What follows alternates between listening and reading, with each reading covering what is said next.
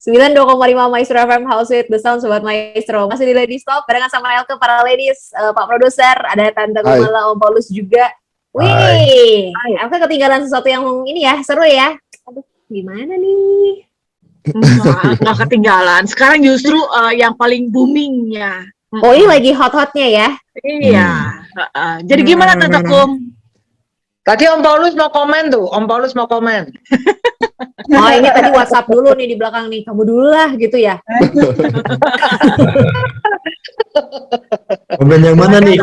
Komen yang tadi dilanjutin yang pertanyaannya cewek ya? Kristina ya boleh lah. Tadi yang Kristina Irawan juga belum, Om Paulus. Yang akhirnya gimana caranya akhirnya Ibu Kumala supaya bisa cair lagi. Apa yang Bapak Paulus lakukan gitu kan? Kalau Tante Kumala cair itu kalau sudah Om Paulusnya udah pada titik dia udah marah banget, Om Paulusnya datang minta maaf, terus kemudian kita saling ngomong kenapa begini begitu dan door, dan dia juga mulai mengungkapkan kamu ini pokoknya dia udah sama-sama dua-duanya saling ngomong. Biasanya setelah itu baru mulai ada perdamaian. Perdamaian, gencatan senjata terjadi, mulai lagi ngobrol seperti biasa gitu. Oh, itu berarti memang begitu. Harus meletus dulu berarti ya? Biasanya nunggu sampai meletus. Kalau belum meletus belum beres. Pokoknya Tin, harus ada PTM, pertemuan tatap muka. Oke. Gak bisa pakai layar ya Tante ya? Iya, nggak usah. Kalau pakai transferan rekening bisa nggak? Oh enggak, kalau saya sih nggak mempan. Dia mau kasih apa berlian pun nggak mempan sebelum ada PTM kalau saya sih. Matre berarti. Bukan, kan sederhana katanya, lagi mengusung kesederhanaan. Oh iya, kalau enggak udah kebanyakan di rekeningnya. Oh iya, betul. Benar. Oke, next, lanjut. Si cewek silahkan. Pak Paulus mau tanya sama Bune kan, kadang-kadang gini kita tuh kan misalnya, tadi kan kita bicara tentang teladan. Kadang-kadang kita misalnya berpikir gini, kita udah memberi teladan, tapi kadang-kadang kita juga suka istilahnya berharap sesuatu dari apa yang sudah kita teladankan. Nah itu gimana? Dan kalau misalnya kadang-kadang kita sudah memberi teladan pun juga kita melihat orang-orang yang di sekitar kita juga kan kayaknya kok belum seperti apa yang kita harapkan gitu kan. Kadang-kadang kita mungkin udahlah kalau misalnya kita ngapain ngasih teladan gitu kan, toh orang-orang di sekeliling kita misalnya nggak sesuai dengan pengharapan kita. Nah itu gimana nih Pak Paulus sama Bune? Tadi saya mau lanjutkan sedikit nih mengenai yang pertanyaannya cewek tadi. Memang kadang-kadang ada yang kita sudah kasih teladan, tetapi seolah-olah belum diikutin. Tadi Bukum cerita, saya ini orangnya memang rapi, bersih, teratur.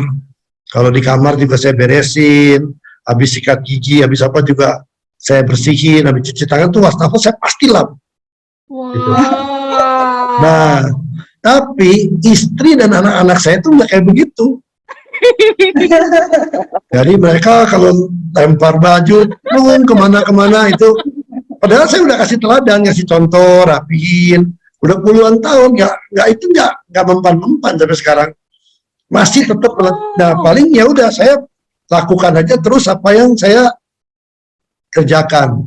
Nah tapi ada satu hal yang menarik, kalau di rumah saya begitu.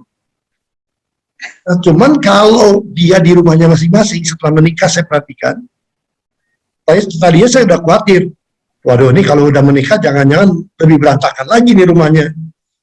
Tapi ternyata setelah mereka punya rumah masing-masing, ternyata apa yang dicontohin di rumah saya itu, di rumah mereka mah rapi.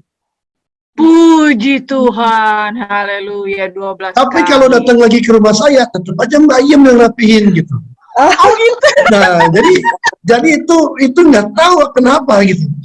Tapi ya yang paling pasti saya tetap lakukan itu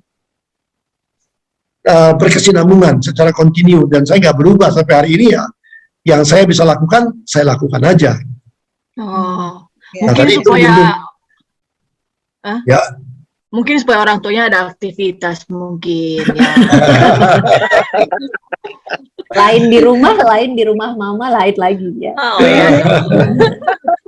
Oh, Nah, di gereja juga sama. Kadang-kadang di gereja itu dulu saya paling jengkel kalau orang parkir sembarangan. Hmm. Saya tuh bagian tukang parkir.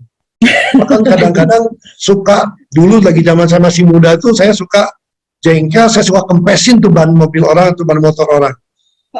Supaya kapok gitu, jangan parkir semau-maunya, karena nyusahin orang gitu. Tapi ya itu tetap aja gitu lagi, nggak berubah. Nah, saya belajar sesuatu kemarin beberapa tahun yang lalu itu, teladan dari pendiri Bank NISB. Dia cerita bagaimana dia adalah orang yang hemat, yang rajin, termasuk dia tuh ngumpulin, kalau dia tuh membuat supaya di kantor tuh rapi, klip, dia kumpulin lagi, dirapiin, dipakai lagi, termasuk kertas-kertas. Itu kalau dia bikin catatan-catatan, ngambil kertas-kertas yang udah nggak kepake, dikumpulin, dijadiin catatan. Atau kalau yang masih bagus, panjang, itu dipakai lagi buat bikin yang berikut. Kayak misalnya bikin rundown lah, bikin apalah yang setelah itu dibuang. Nah, rupanya saya belajar dari situ. Saya contohin tuh buat karyawan saya di kantor. Ayo, kalau ada saya mereka bikin, tapi kalau nggak ada saya tetap aja ngambil kertas bagus, tetap aja ngambil kertas bagus gitu. Nah, itu sampai sekarang tuh nggak bisa berubah. Cuman saya tetap ngomongin, saya tetap ingetin. Gitu. Itu kelihatannya memang sesuatu tuh harus dicontohin rutin. Biasanya nanti setelah kita nggak ada, baru mereka ingat. Waduh. Tapi selama kita masih ada, ya kita ya ikut ya, tetap aja pada kebiasaan lama mereka. Termasuk di toilet lah dan sebagainya. Di kantor saya kan saya yang paling cerewet. Dan selalu yang menemukan yang kotor, yang jelek, yang rusak itu selalu saya. Saya mesti panggil mereka. Ini lo betulin, ini lo betulin, ini lo betulin, ini bersihin. Nah, itu saya coba nurunin kepada beberapa saya tunjuk, tapi nggak bisa seperti yang saya lakukan gitu.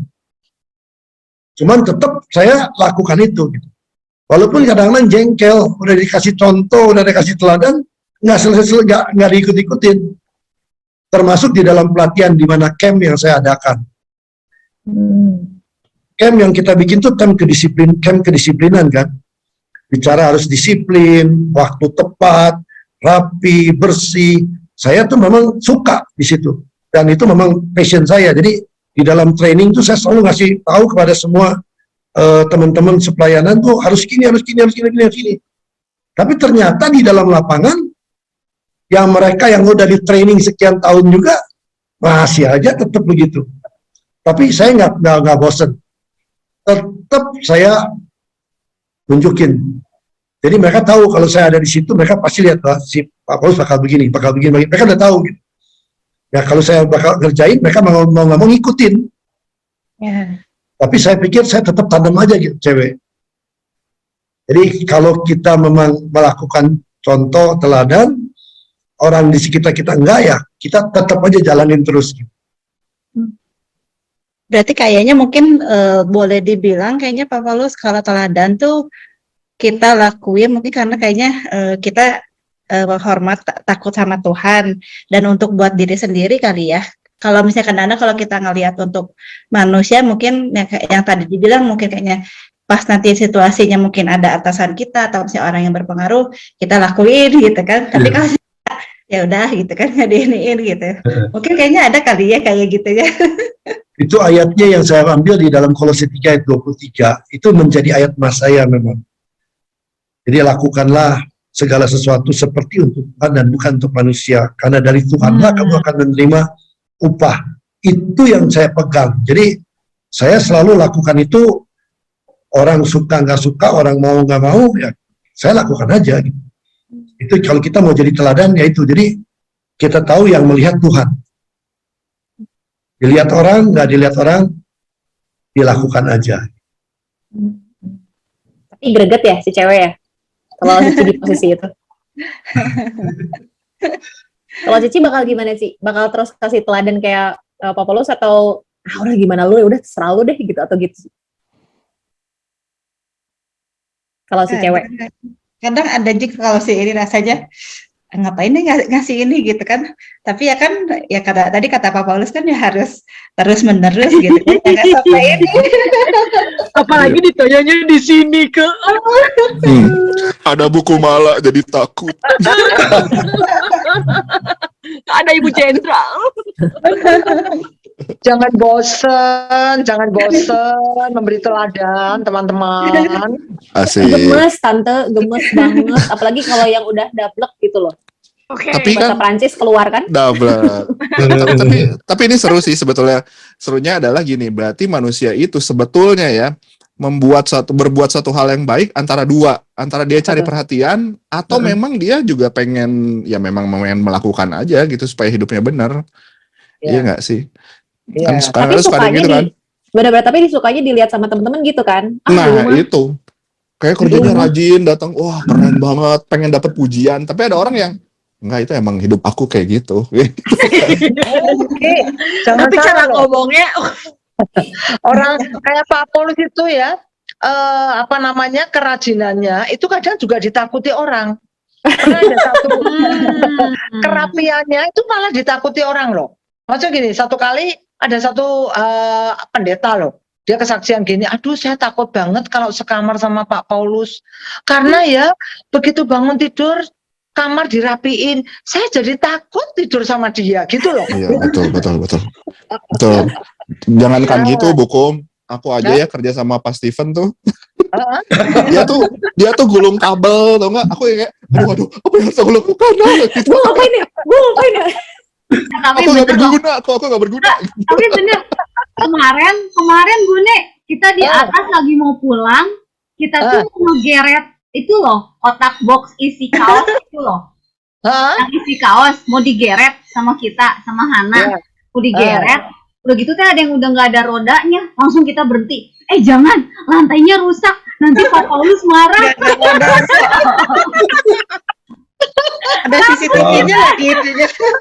Wah, gawat ini. Waduh. Ya kan, benar kan? Jadi makanya tuh, ya itulah teladan yang dilakukan oleh suami saya tuh sampai seperti itu. Tapi saya sih ya yang wajar-wajar aja lah ya, mengenai wastafel. Namanya juga wastafel dipakai kan, ya dia mau dipakai dia mencari excuse tuh. Mencari excuse. Ya, kebenaran nih tante. gitu. Jadi jangan sampai kita tuh merasa kok ruwet amat sih. Kalau saya sih going aja. Silakan gitu kan. Saya juga bersihin sih, tapi kan nggak tiap kali pakai bersihin. Namanya juga wastafel, bener nggak? Ya benar tante. Bisa banget. Pakai ngegetok nggak sih Om Paulus? Sekarang saya udah kebal, jadi udah tahu ya udah nggak apa-apa, diterima aja. Gimana? Ya, Ya terserah ya Pak Paulus, terserah. Oke, aku mau nanya nih sama Om Paulus, ini menyangkut balik lagi tentang keteladanan ya. Aku mau nanya, sebetulnya seberapa pentingkah peran seorang laki-laki, baik dia sebagai ya dalam kehidupannya sehari-hari ya, atau dalam sebuah keluarga gitu, tentang keteladanan ini. Karena kalau menurut aku kayak ya penting, kalau menurut aku sih memang penting ya, karena biar gimana pun kan kayak anak laki-laki, anak perempuan pasti dia butuh kasih sayang dari bapaknya, butuh keteladanan dari bapaknya, karena sesuai di Alkitab kan, bapak itu ya gambaran Allah juga kan, sebetulnya kayak gitu. Kayak gimana tuh Om? Tapi tunggu Om, dipanjangin Om, karena sementara banyak bisa laki-laki yang sangat cuek dan tidak menyadari bahwa dia teh gambaran Allah harusnya. Betul, dan menyerahkan ke istrinya kadang-kadang gitu. Betul sekali. Jadinya istrinya terus yang disalibkan.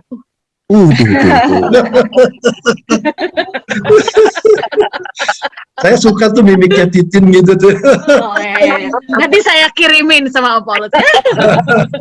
Tante kok. Gimana Om? kalau pertanyaannya seperti tadi, maka teladan itu sebetulnya sangat penting. Karena teladan itu jauh lebih berbicara daripada sekedar nasihat atau petuah kita. Anak-anak bisa kita nasihati bermacam-macam nasihat dengan teori-teori yang bagus. Tetapi anak-anak akan melihat tetap baliknya kepada teladan kita. Jadi teladan itu berbicara jauh lebih kuat daripada cuman sekedar nasihat yang kita omongin sama mereka. Percayalah bahwa apa yang kita kerjakan dalam sikap hidup kita setiap hari, itu pasti diikuti anak kita. Orang-orang di sekitar kita pasti akan mengakui. Sekalipun mungkin pada waktu kita masih ada, dia tidak menerima 100%. Tapi apa yang kita tanamkan itu satu hari pasti akan berbuah. Jadi teladan itu berbicara sangat kuat dibandingkan hanya dengan kita ngomong doang. Jadi kalau menurut saya penting sekali teladan ini tetap kita lakukan. Saya jadi ingat ketika Ibu Risma, teman-teman, waktu saya ke Surabaya, saya terkagum-kagum. Surabaya itu sekarang mirip Singapura, bersih, rapi, dia punya taman-taman di jalan tuh bersih sekali, bagus sekali. Nah, satu hari saya tanya sama supir taksi. Saya bilang, Surabaya keren loh ya, hebat loh ya. Bisa kayak Singapura. Oh iya, Bu Rismanya dong galak. Oh iya, saya bilang, bener galak ya? Pak, dia bilang, Bu Risma itu bukan cuma galak, Pak. Dia itu betul-betul di mobilnya itu ada sekop, ada pacul, ada garukan buat tanah. Jadi Bu Risma itu kalau dia lihat ada taman yang nggak beres, dia langsung berhenti parkir, dia keluarin semua peralatan itu, dan kemudian dia kerjakan sendiri. Baru setelah itu dia ngomelin orangnya, dipanggil, dicari siapa yang tugas di situ. Memang dimaki-maki habis memang.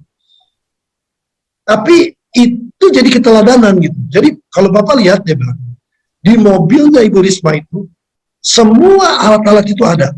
Dan dia nggak sungkan berhenti di mana saja, kalau ada yang nggak beres, dia beresin. Nah itu sebabnya kenapa Surabaya berhasil. Keteladanan inilah yang membuat mereka tidak berani melakukan macam-macam.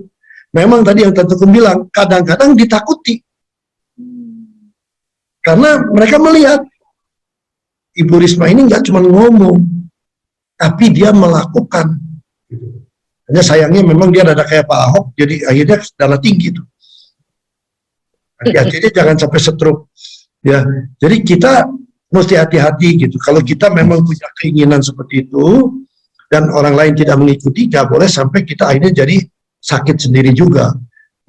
Lakukan saja, beri contoh, beri teladan, maka orang akan lihat mau tidak mau.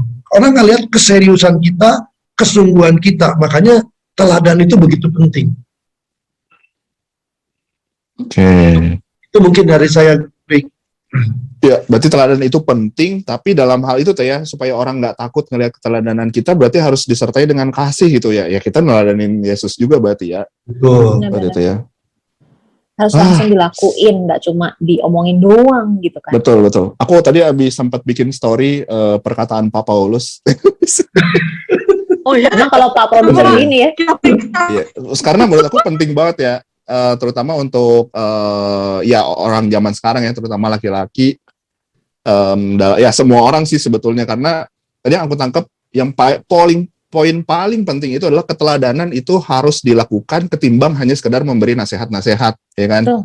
Kan kadang-kadang kita ngomong ke anak, kamu teh jangan ini, tapi kitanya gitu kan.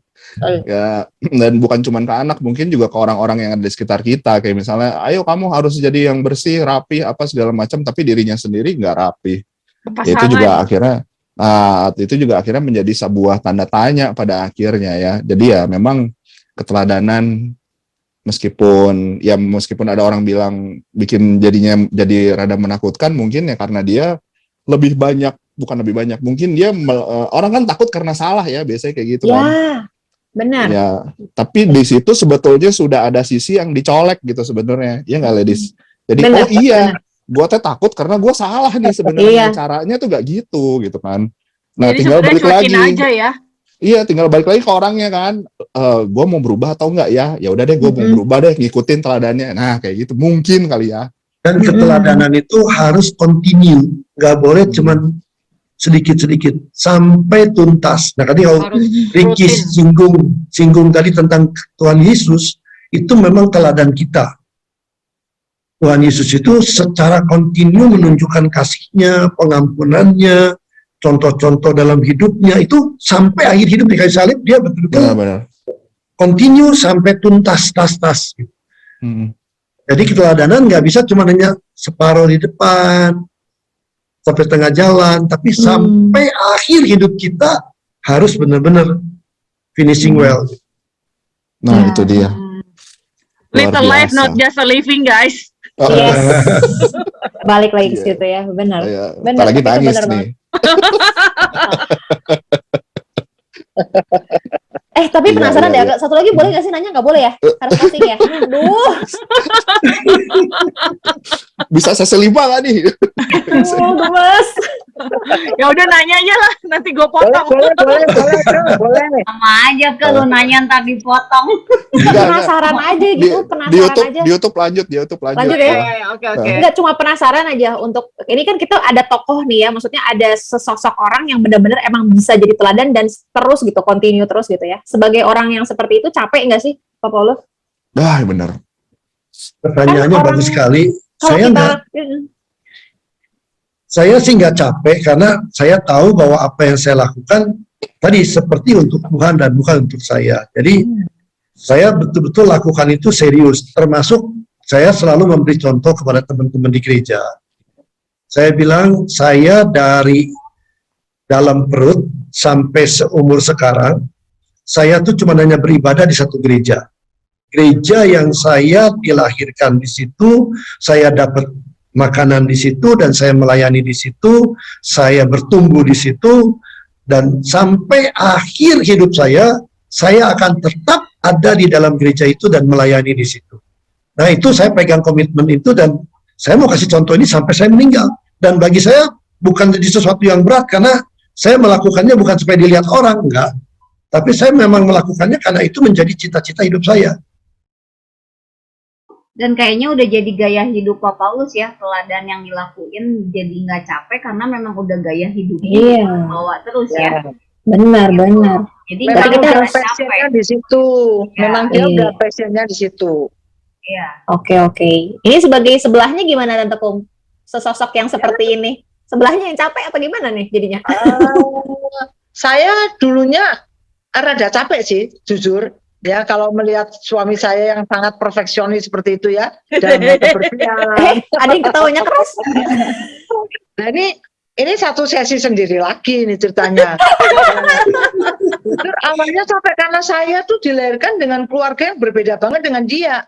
Saya dilahirkan dengan keluarga yang nggak usah rapi-rapi, makan di mana aja. Saya pernah cerita kan itu tuh. Sedangkan keluarganya dia, keluarga yang Holland Spreken yang sangat rapi banget itu. Wah, tata kerama. Nah, itu dulu jadi sumber pertengkaran. Itu masalah koper itu kalau diingat dulu tuh.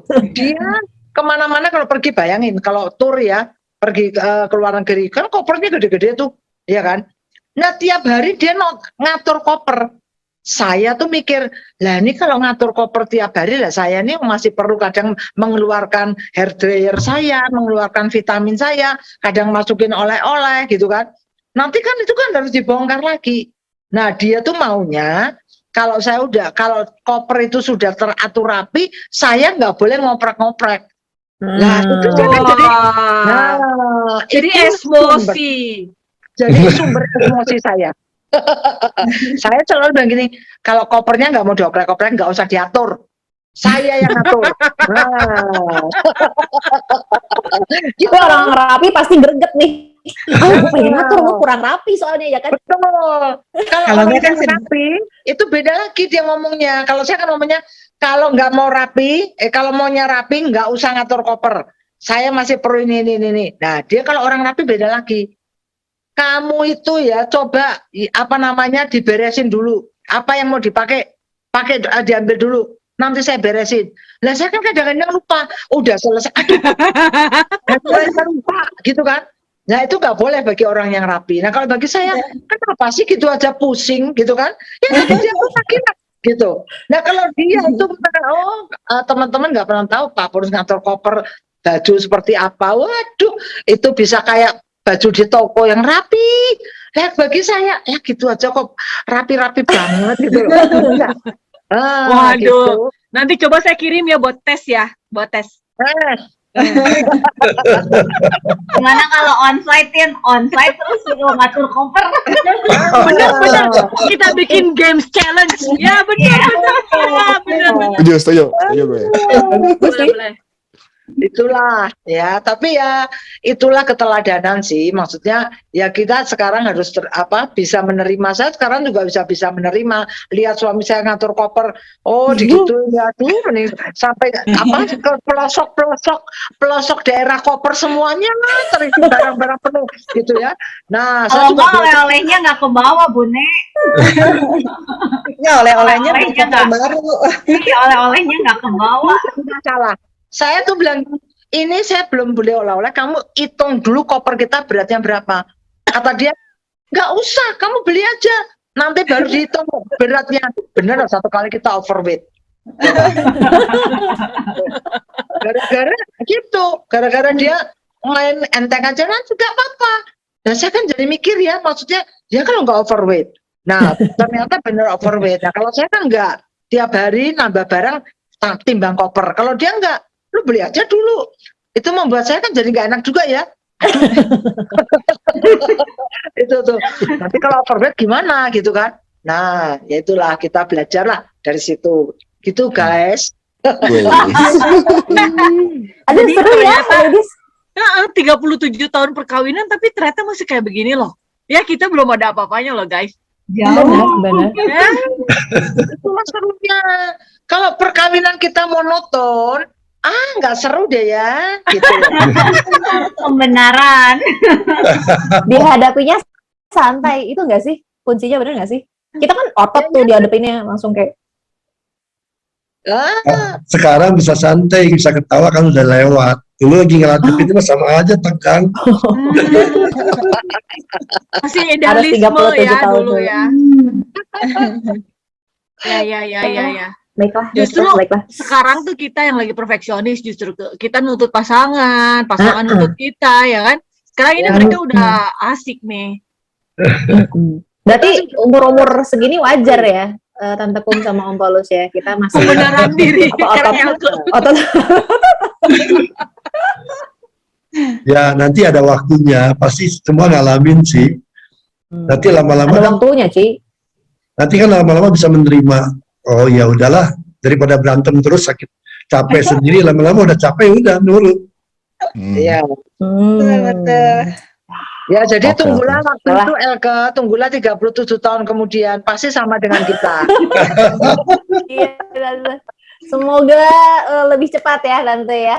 Lebih cepat. Amin. Iya enggak, semoga lebih cepat jadi mengerti satu sama lain gitu kan. Kita maunya semua Oh. gitu dong, bener nggak? Iya. Emang Elke kalau habis berantem ngapain? Tolong diedit pertanyaan ini, tolong diedit. Tolong di-cut ya. Ibu, tolong. Kalau habis berantem tuh tambah mesra loh Kak. Oh iya. Iya. Lo malah dipanjangin sama Tante Kum, gimana?